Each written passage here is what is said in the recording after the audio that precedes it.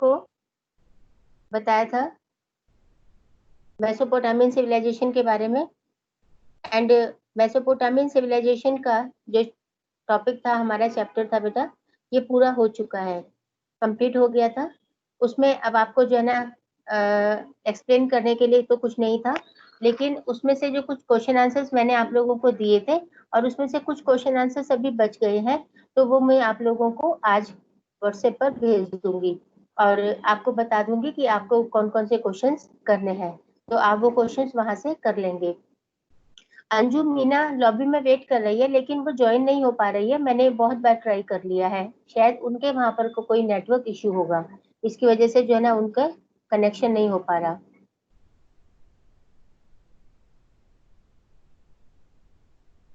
तो चले, आज मैं आप लोगों को ना बेटा पॉलिटिकल साइंस का chapter 1 part 1 constitution why and how, ये टॉपिक जो है मैं आप लोगों को आज इंट्रोड्यूस करूंगी।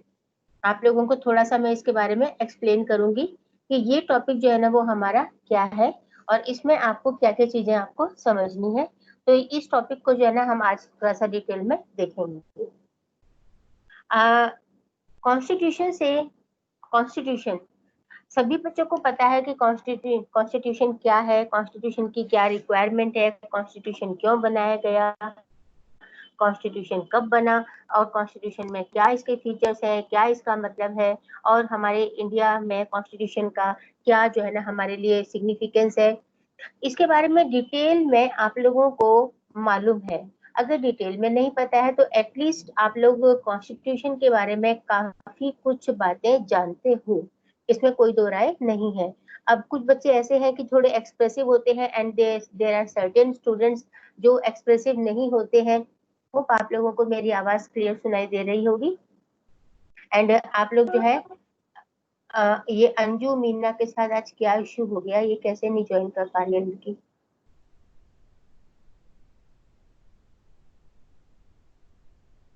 तो आप लोग जो है देखेंगे कि हम आज इस चैप्टर को इंट्रोड्यूस कर रहे हैं, इसका मैं आप लोगों को इंट्रोड्यूस करूंगी और आपको बताऊंगी कि ये हमारे लिए क्यों इतना इम्पोर्टेंट है। तो ये चैप्टर की इसकी जो बिगिनिंग है, इसकी जो स्टार्टिंग है इस बुक की, वो स्टार्टिंग ही कॉन्स्टिट्यूशन के चैप्टर से होती है। हमारे पास जो है दो बुक है पॉलिटिकल साइंस में, एक तो पॉलिटिकल थ्योरी की बुक है और एक इंडियन कॉन्स्टिट्यूशन की बुक है।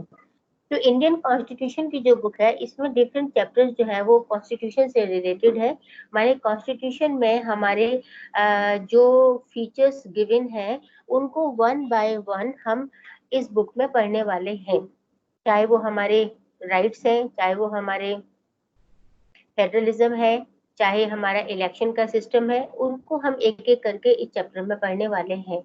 और पॉलिटिकल थ्योरी जो बुक है हमारी, उसमें थ्योरेटिकल चैप्टर्स हम पढ़ने वाले हैं, जैसे कि फ्रीडम है, या हमारे राइट्स हैं, या इक्वलिटी है, या हमारा डेवलपमेंट है, या पीस है, जस्टिस है। तो ये चैप्टर्स जो है वो हम लोग पॉलिटिकल थ्योरी में पढ़ने वाले हैं। तो इन ऑल हम देखेंगे कि दोनों बुक्स में हमारे पास 10 चैप्टर्स हैं, माने एक बुक में 10 चैप्टर्स है और जो सेकंड पार्ट है उसमें भी 10 चैप्टर्स हैं। तो अभी जो सीबीएसई का सिलेबस रिवाइज किया है उसमें हमारे पास दोनों बुक्स में से 4 चैप्टर्स जो है वो डिलीट कर दिए गए हैं। एंड अब हम लोगों को इन ऑल जो है वो चैप्टर पढ़ने हैं, 6 करके 12 चैप्टर्स अब हमको पढ़ने हैं। तो इसका जो आप लोगों इसकी बारे में मैं आप लोगों को इन्फॉर्मेशन दे दूंगी, आप लोगों को व्हाट्सएप पर मैं भेज दूंगी कि कौन कौन से चैप्टर सिलेबस में से डिलीट हुए हैं और कौन कौन से चैप्टर्स अभी हमको पढ़ने हैं, ठीक है। तो ये चैप्टर जो है ना आप लोगों को जो चैप्टर्स अभी बच गए हैं तो वो हम लोगों को सिलेबस में पढ़ने हैं। कॉन्स्टिट्यूशन से रिलेटेड हम लोगों को काफी डिटेल में चैप्टर पढ़ना है। ये कॉन्स्टिट्यूशन वाला जो चैप्टर है आप लोगों के लिए वैसे भी बहुत इंपॉर्टेंट है, क्योंकि एग्जामिनेशंस में स्पेशली जो हमारे कॉम्पिटिटिव एग्जाम्स होते हैं उनमें इनमें से काफी सारा सिलेबस पूछा जाता है, काफी सारे क्वेश्चंस पूछे जाते हैं।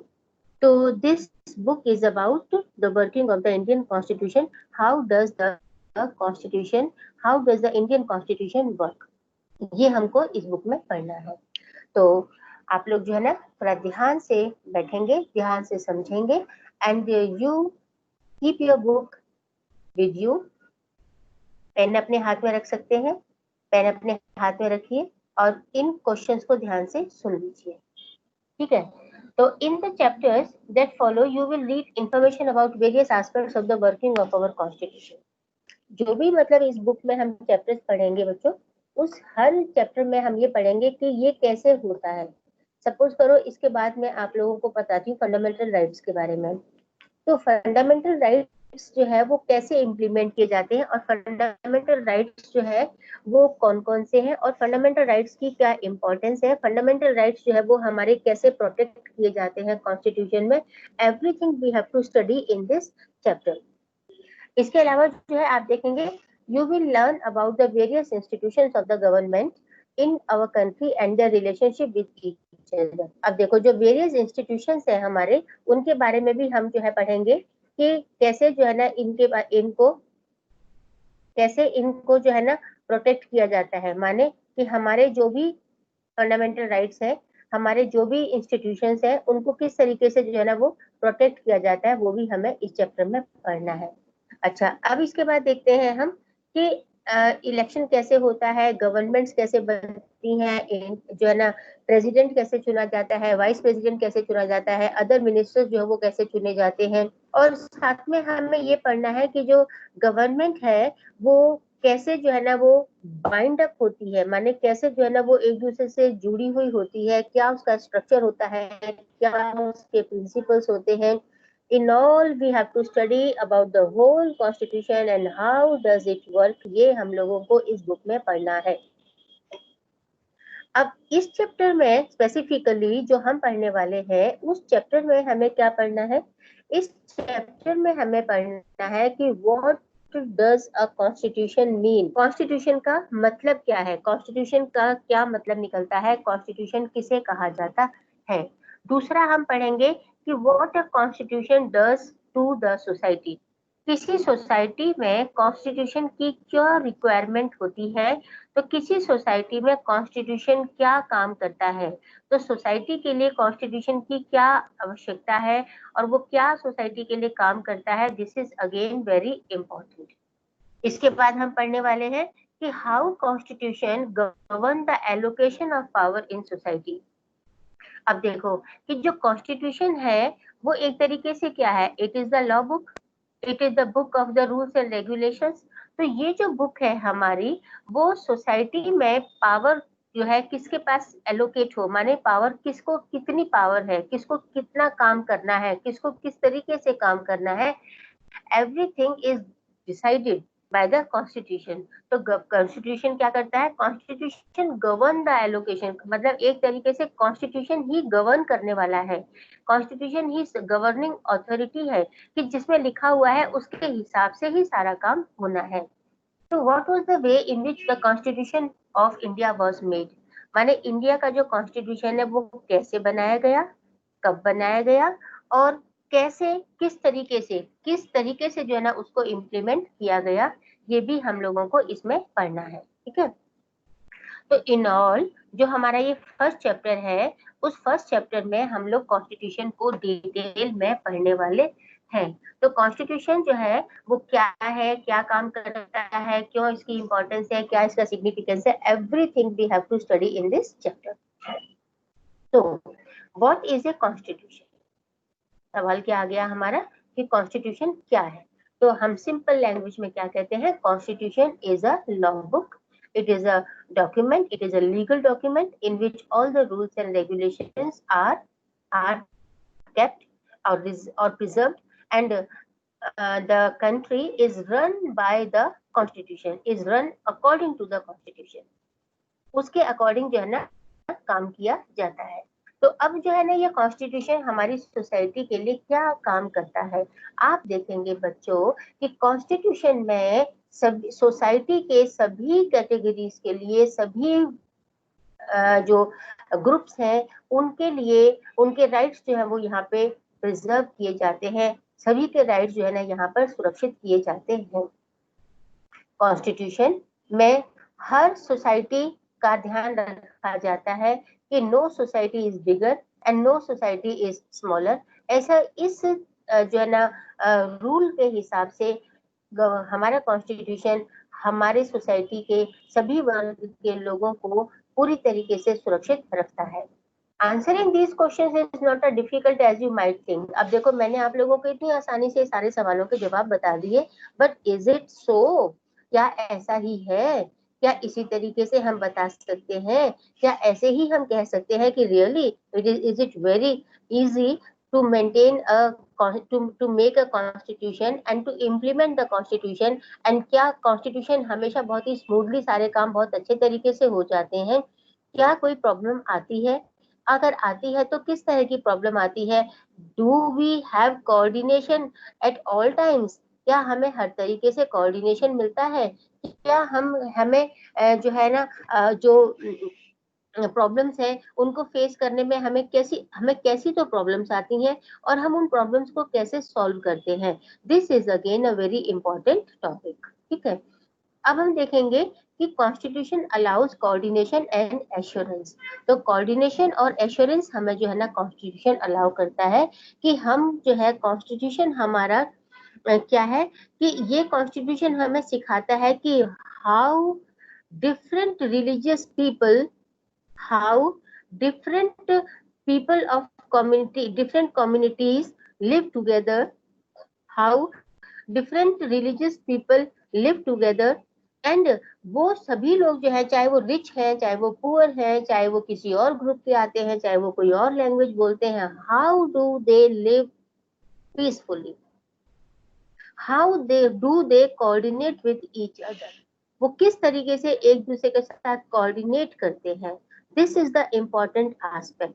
इसमें आप लोगों को ये समझना है कि सभी लोग मिलजुल कर कैसे रह पाते हैं।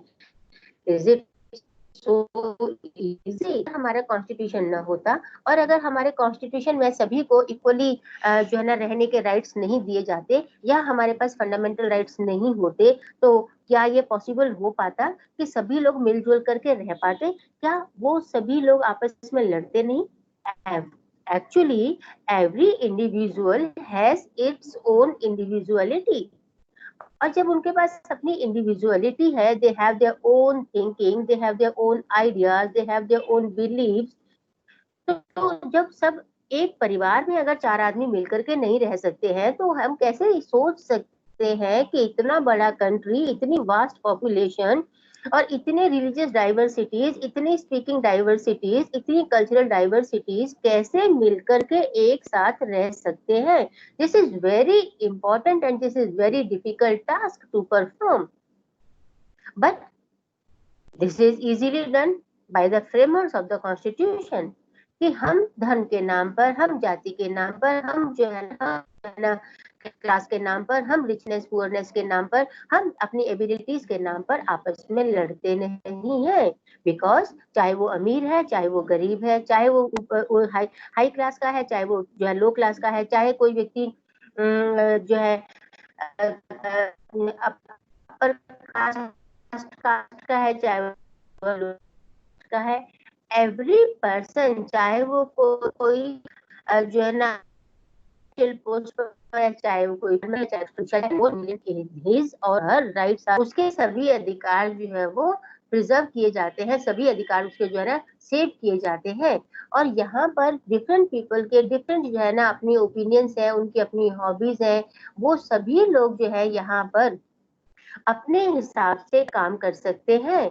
अब यहाँ जो है ना किसी के पास कितनी प्रॉपर्टी है, किसी के पास कितना जो है ना प्रॉपर्टी नहीं है, या कोई गरीब है या कोई अमीर है, कोई कैसे जो है ना अपने जो है ना पेरेंट्स के साथ रहता है, कैसे जो है ना कोई स्कूल जाता है, कोई स्कूल नहीं जाता है, मतलब हमारी जो कॉन्स्टिट्यूशन है उसमें हर बात का ध्यान रखा गया है। अब आप एक एग्जाम्पल देख सकते हैं कि जैसे कि बच्चों को स्कूल जाना कंपलसरी है, तो हमने जो है ना पेरेंट्स को ये जो है ना ये कंपलसरी किया है कि स्टूडेंट्स बच्चे जो है वो 14 इयर्स की एज तक की जो एजुकेशन है वो कंपलसरी है, एंड सभी जो है बच्चों को स्कूल भेजना अनिवार्य है, कंपलसरी है। अब आता है हमारे पास कि how much should this group spend on its safety and security. अब जो है ना अपनी सेफ्टी पर, सिक्योरिटी पर कोई कितना खर्चा करे, कोई किस किस तरीके से जो है ना ये डिसाइड करे कि जो है ना कितना जो है ना खर्चा उसे अपनी सेफ्टी और सिक्योरिटी के लिए करना है। तो एवरीथिंग इज वेरी इंपॉर्टेंट।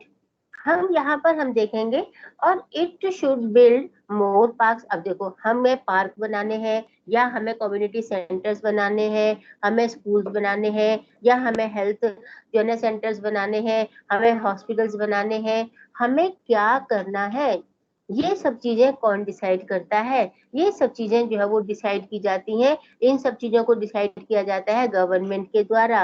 और गवर्नमेंट कैसे डिसाइड करती है? गवर्नमेंट डिसाइड करती है कि the welfare of the people should be taken care. उनको जो उसको जो है ना केयर की जाए और सभी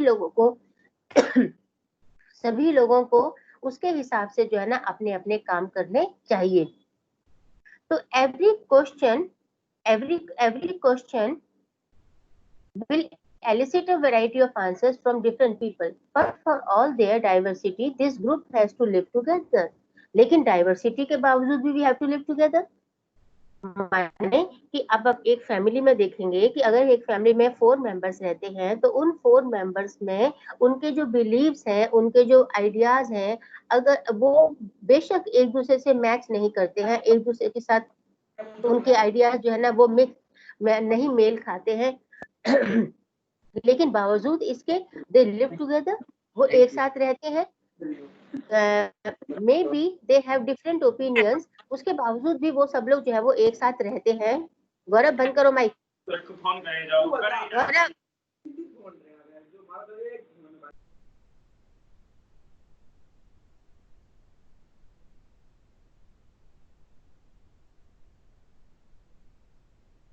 हाँ जी। तो what will enable the group to live peacefully? अब हमारे लिए सवाल यहाँ ये होता है कि when we have different opinions, when we have different beliefs, then what makes us to live together peacefully? हम फिर कैसे एक साथ जो है ना एक साथ जो है ना पीसफुली रह पाते हैं, और हम क्यों रह पाते हैं? What makes, क्या कौन सी चीज है जो हम सबको कंट्रोल करती है? तो हम कह सकते हैं कि वन में से that perhaps members of this group can live together if they can agree on some basic। देखो, though we may have different opinions, different tastes, different hobbies, but we may live together peacefully अगर हम किसी basic idea पर, किसी basic principle को follow करते हैं।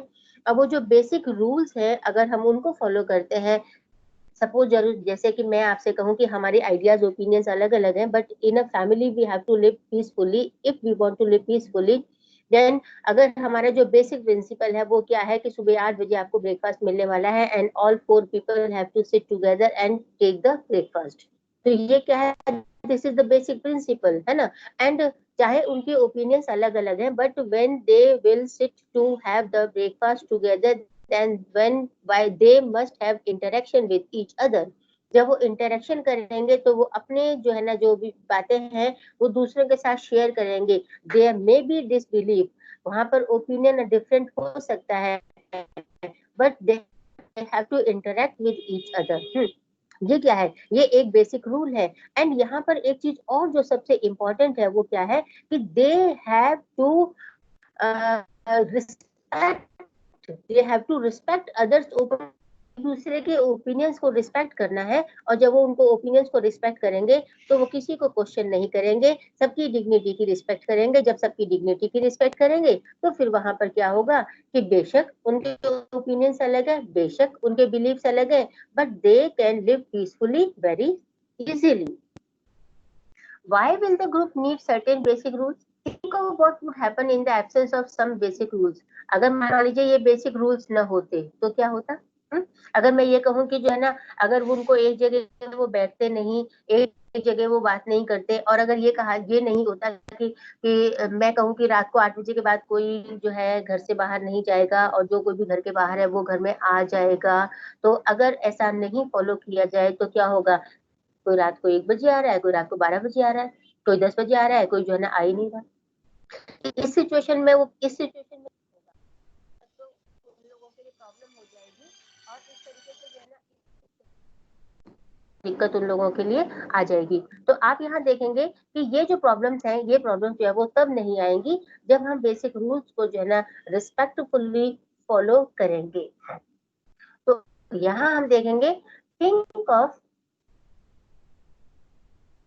think of what would happen in the absence of some basic rules. Every individual would be insecure simply because they would not know what members of this group could do to each other. Who would माने कि कौन क्या दावेदारी कर सकता है, किसका क्या क्लेम हो सकता है, कौन क्या कह सकता है, किसको क्या बुरा लग सकता है, किसको क्या अच्छा लग रहा है, ठीक है।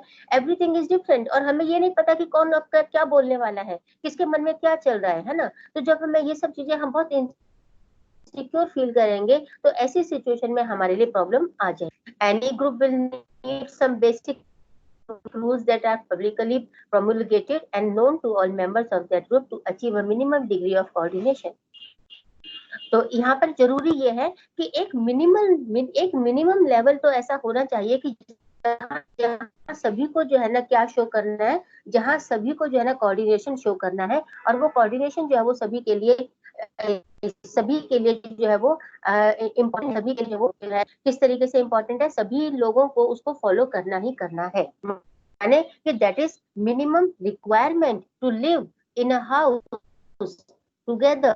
तो यहाँ पर अगर हम कंट्री की बात करते हैं तो the people of different communities, the people of the different societies, the people of the different diversities, they have to live together, and for that sake of living togetherness उनको जो है ना एक मिनिमम कोऑर्डिनेशन अपने बीच में रखना ही पड़ेगा।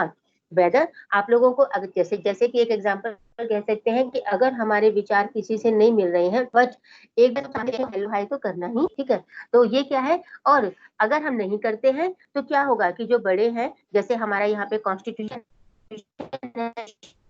है, तो वो क्या है, वो हमें श्योर करता है कि वो हमें इस बात को जो है ना कि हमारी कम्युनिटी की, हमारी रिलीजन की कोई दूसरा रिस्पेक्ट करे तो उसके लिए हमें भी उनके रिलीजन या उनकी लैंग्वेज या उनके जो व्यूज हैं, जो उनकी आइडियाज है, उनकी हमें रिस्पेक्ट करनी होगी। Saying that the rules are legally enforceable. अब देखो इसमें सबसे इंपॉर्टेंट जो आता है वो क्या है कि the rules which are mentioned in our constitution they are legally enforceable. And legally enforceable means कि if those rules are not followed then the government will punish the people जो उनको फॉलो नहीं कर रहे हैं। तो ये क्या है, एक लीगल एनफोर्सेबल लॉज है। अगर इनका डर है लोगों को, और इनका डर है लोगों को तो इसलिए वो उनको फॉलो भी करेंगे। जब वो उनको फॉलो करेंगे तो वो इकट्ठे भी रहेंगे, मिल करके भी रहेंगे, एक साथ भी रहेंगे, चाहे वो किसी को पसंद करें या ना पसंद करें, बिकॉज उनको ये डर तो है एटलीस्ट कि they will be punished if they do not follow the laws. The first function of a constitution, आपको समझ में आ गया, is to provide a set of basic rules that allow for minimal coordination amongst members of a society. माने कि जो भी society के members हैं उनके बीच में एक minimum level of coordination, and this is essential part. और ये जो है ना कौन प्रोवाइड करता है, ये हमारा कॉन्स्टिट्यूशन प्रोवाइड करता है। अब आता है स्पेसिफिकेशन मेकिंग। दिस इज ना वो कौन लेगा, किसके लिए लेगा, कब लेगा, ये जो है ना फैसला करना, ये कौन फैसला करेगा, ये भी हमारा कॉन्स्टिट्यूशन बताता है। हम अपनी मर्जी से डिसीजन नहीं ले सकते हैं, हम अपने आप नहीं तय कर सकते हैं कि क्या करना है, कैसे करना है। हमारे डिसीजन है ऑन बिहाफ ऑफ अस, हमारे बिहाफ पर भी कौन लेगा, गवर्नमेंट लेगी। एक फैमिली में आप बच्चे हैं तो आप लोगों के डिसीजन जो है वो आपके पेरेंट्स लेंगे, and whenever they feel like कि आपके लिए डिसीजन लेना का समय सही उपयुक्त है, तो वो अप्रोप्रिएट टाइम पर अप्रोप्रिएट डिसीजन आप लोगों के लिए लेंगे। तो यहाँ हम देखेंगे कि एक constitution is a body of fundamental principles, तो according to which a state is constituted और फंडामेंटल रूल्स भी। अब ये फंडामेंटल रूल्स होंगे क्या? कौन से फंडामेंटल रूल्स की बात कर रहे हैं हम? कौन से फंडामेंटल रूल्स हैं जिसकी वजह से जो है वो सभी मिल करके रहे एक साथ? And what makes them fundamental? इनको हम फंडामेंटल क्यों कहते हैं? फंडामेंटल बेसिक, जो कि हमारे लिए बहुत एसेंशियल है, जिनके बिना तो हमारी नहीं है, जिसके बिना हमारी कोई डिग्निटी नहीं है।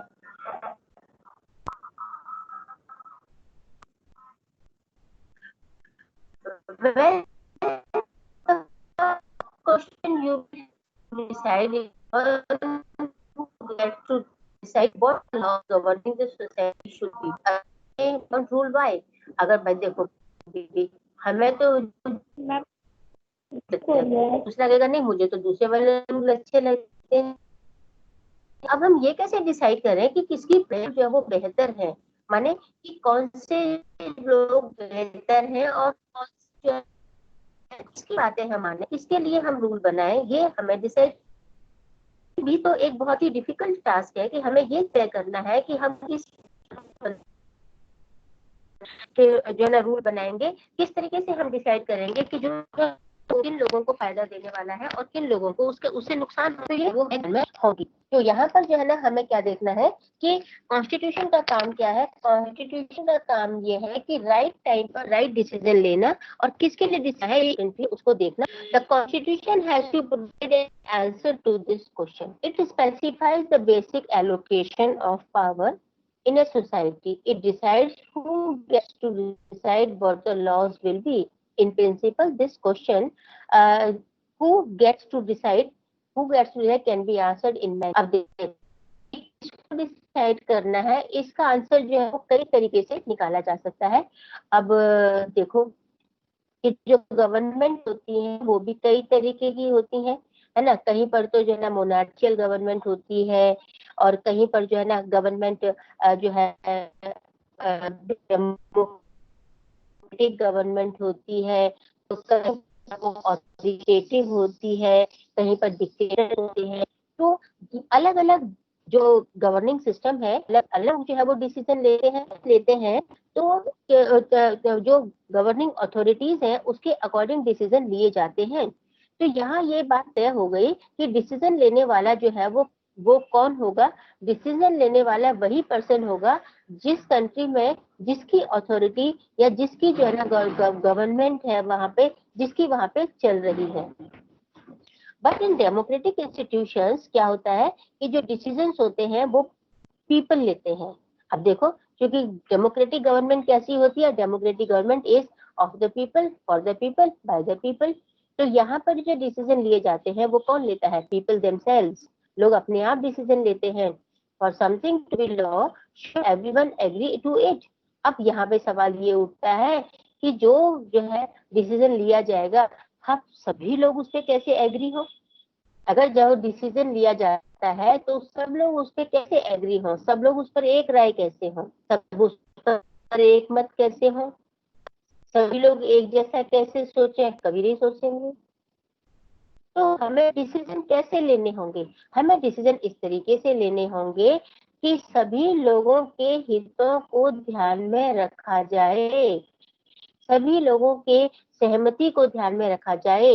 हम कहेंगे कि should the people directly vote on each matter as the ancient Greeks do? अब देखो, जो डिसीजन लेने का जो तरीका है क्या होता है? सपोज करो 4 लोगों को डिसीजन लेना है, तो 4 लोग डिसीजन लेंगे कि आपस में आमने सामने बैठ गए, और जो है ना जो भी प्रस्ताव रखा गया, जो भी प्रपोजल रखा गया, उन्होंने बता दिया कि भाई हम इस पे सहमत है और हम इस पे असहमत है। ठीक है, लेकिन it is not so easy in a vast country like India, है ना। जब गवर्नमेंट की बात करें, जब गवर्निंग करें, तो एज इजी कि एक फैमिली के बारे में हम बात नहीं कर रहे, we are talking about the whole nation. तो यहाँ ले जाए हमारे पास दो तरीके हैं टेकिंग प्रोसेस में। क्या हम इनडायरेक्टली डिसीजन टेकिंग अब अगर छोटी थोड़ी पॉपुलेशन हो तो ये भी पॉसिबल है, लेकिन जब इतनी ज्यादा पॉपुलेशन, ये बहुत मुश्किल काम है। तो क्या करना होगा, we must have our representatives. कि अगर मैं ये कहूँ कि I want to talk to the students of the class 11, ठीक है, अब मैं सारे बच्चों को बुलाऊं अपने रूम में, अपने स्टाफ रूम में, तो ये जो है थोड़ा सा क्या हो जाएगा, थोड़ा मुश्किल हो जाएगा, क्योंकि सभी बच्चों को एक साथ बुलाना, एक साथ उनसे बात करना, तो थोड़ी डिस्टर्बेंस हो सकती है। What I can do is I would call one or two students of the from the whole class, and I may talk to them, and I may know your opinions. I may know the opinions of the whole class through them, and then जो भी decision लिए जाएंगे मैं उनकी help से ले सकती हूँ, ठीक है, या वो डिसीजन ले सकते हैं on behalf of the whole class. क्या मतलब समझ में आया आपको? इसका मतलब क्या हुआ कि those one or two students are the representative of class and they take decision on behalf of the class, ठीक है। तो इसको क्या कहा जाएगा, इसको कहा जाएगा रिप्रेजेंटेटिव्स, ठीक है, इसको रिप्रेजेंटेटिव्स कहा जाएगा।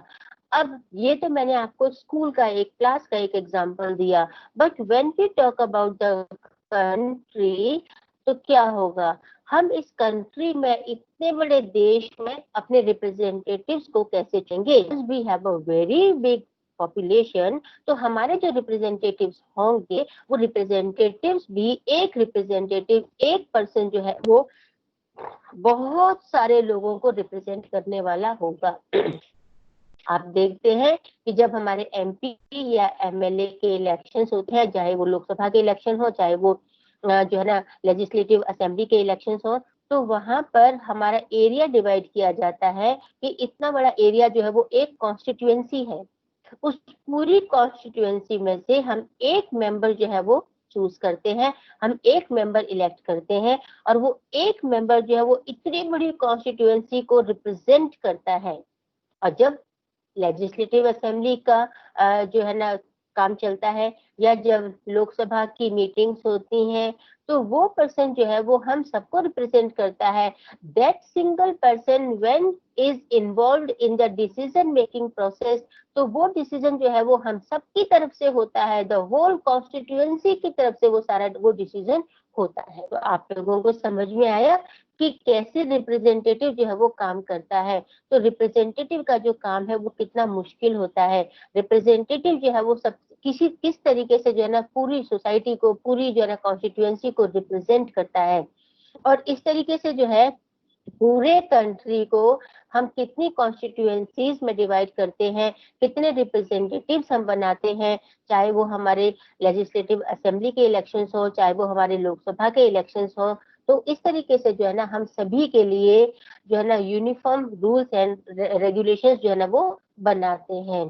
तो ये आपके लिए क्या बताया मैंने कि in the Indian Constitution, for example, it is specified that in most instances Parliament gets to decide laws and policies, and that Parliament itself be organized in a particular manner। और जो ये Parliament है, इस Parliament के जो members हैं, they are our representatives, है ना।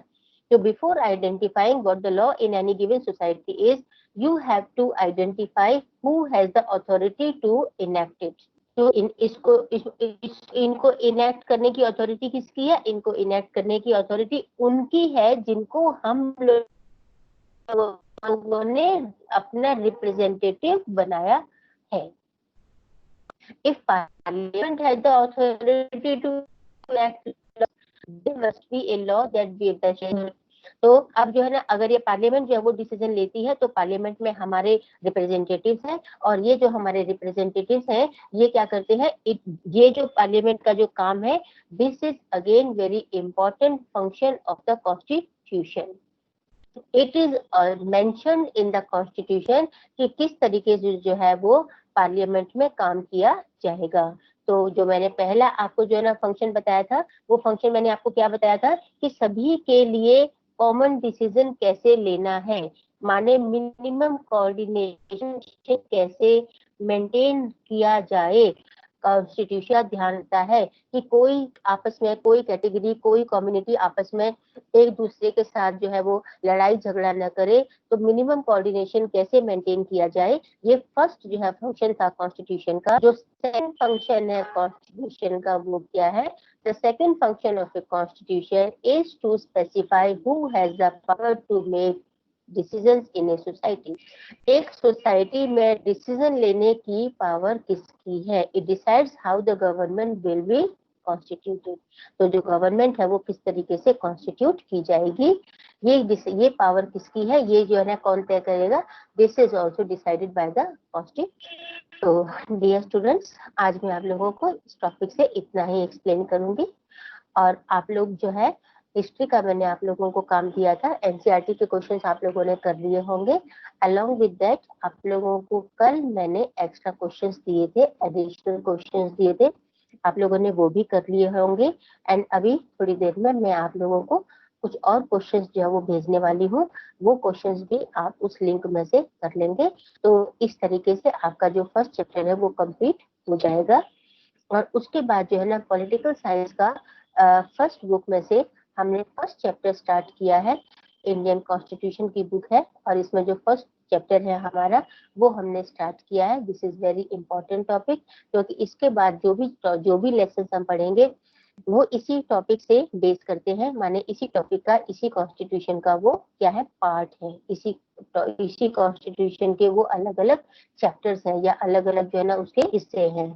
तो डियर स्टूडेंट्स, आप लोग जो है ध्यान देंगे और थोड़ा सा घर में इस लेसन की रीडिंग भी कर लेंगे, ताकि आपको आज तक मैंने जितना पढ़ाया है उतना आपको समझ में आ जाए। ठीक है, तो अभी आप लोग जो है ना काम कंप्लीट करके, और आज जो मैं काम दूंगी वो भी आप कंप्लीट, और विद इन 2 days आप लोग मुझे अपना काम सबमिट करेंगे पीडीएफ बना करके, और मुझे पर्सनली आप अपना काम सेंड करेंगे।